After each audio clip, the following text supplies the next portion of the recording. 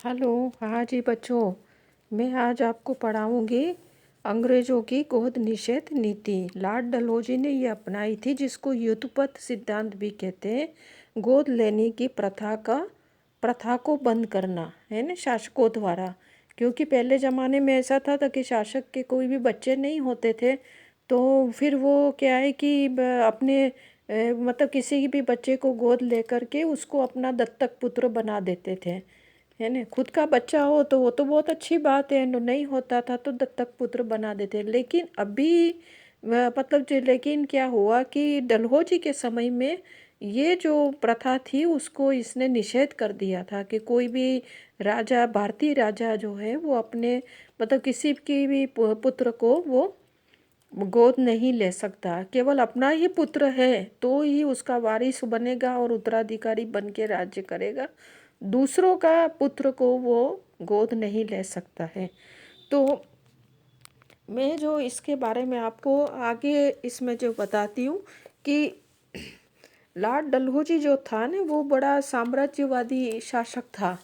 और उसने भारत में जब ये गवर्नर जनरल बन कर के आया था तो उस समय इसने इस नीति को अपनाया था।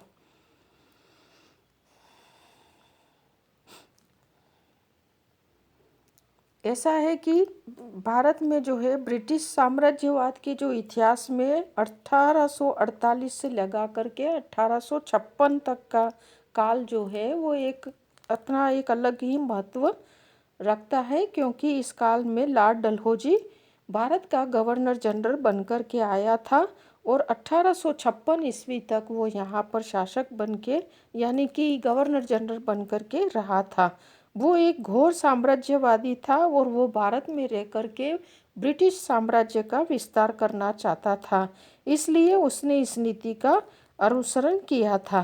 प्रारंभिक काल में कंपनी की नीति कंपनी के राज्यों की सुरक्षा की दृष्टि से देशी राज्यों को कंपनी राज्य के चारों ओर बनाए रखने की थी और जिसे ली वार्नर ने घेरा डालने की नीति कहा है। कंपनी अपने क्षेत्र के चारों ओर मित्र राज्यों को बनाए रखना चाहती थी ताकि कंपनी का क्षेत्र सुरक्षित रहे। भारत के देशी राज्यों को विदेशी राज्य भी माना जाता था और गवर्नर जनरल उन राज्यों के आंतरिक मामलों में कम से कम हस्तक्षेप करते थे।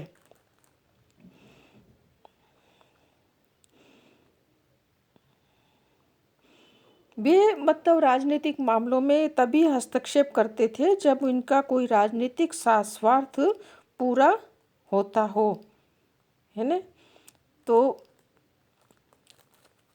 लॉर्ड डलहौजी की जो साम्राज्यवादी नीति थी उसने अपनाई थी, उसके कई कारण थे जो भारत में उसने अपनाई थी।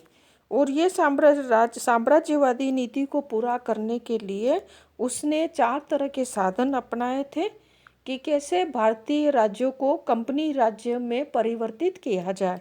तो उसके लिए पहले तो युद्ध नीति अपनाई थी, दूसरा है कर्ज के बदले में या बकाया राशि के नाम पर, तीसरा है कुशासन का आरोप लगाकर और चौथा है गोद निषेध अपनाकर या गोद लेने की प्रथा को अमान्य करके।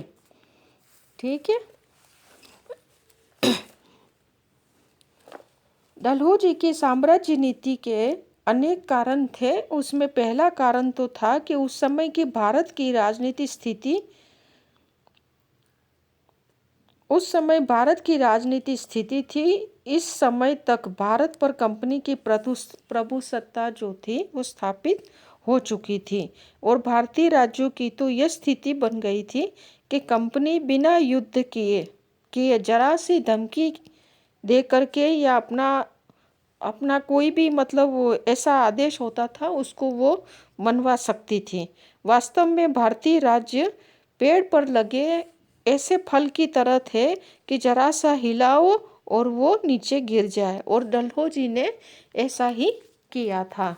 दूसरा जो था, उस समय ब्रिटिश भारत का क्षेत्र भारतीय राज्यों के क्षेत्र से छोटा था और डलहौजी इस अनुपात को बदलना चाहता था। उसकी मान्यता थी कि भारतीय शासक जो है सर्वथा अयोग्य है और उसमें शासन करने की क्षमता बिल्कुल भी नहीं है।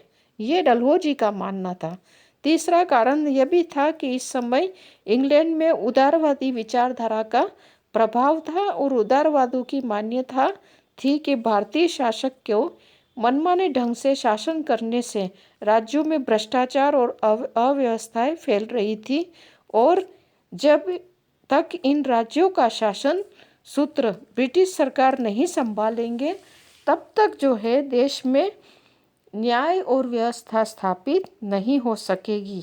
इसलिए डलहौजी भी यही मानता था कि ब्रिटिश प्रशासन जो है देशी नरेशों के प्रशासन से कहीं अच्छा है और उसने ये सिद्ध करने का प्रयास भी किया था।